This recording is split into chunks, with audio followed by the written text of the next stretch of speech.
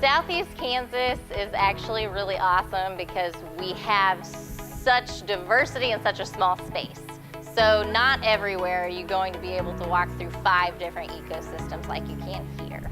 So we piloted our ecosystems lab, which is something that we used to do, but it's been completely revamped.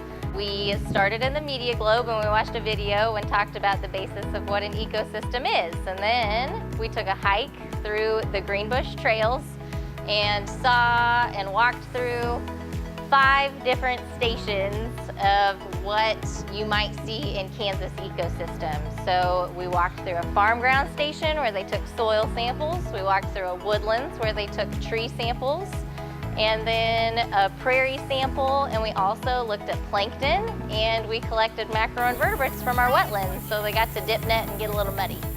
Good job. So we had one pond station was them to observe the plankton that they collected with our plankton dip net at the pond under a microscope.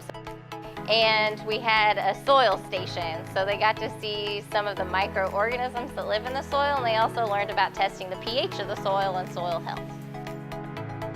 So we had a wetland station where they observed the macroinvertebrates that they dip netted from our station.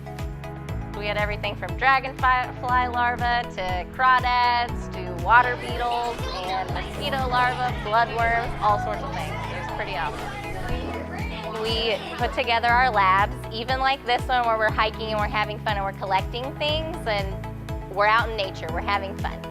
But we designed these to fall in line with standards, next generation science standards, which all our labs fall in line with. So regardless of whether you're in the science center in a classroom or whether you're outside and we're bringing evidence back to look at like we did today, that falls right in line with most of the lessons and standards that you're going to see or are required in the classroom.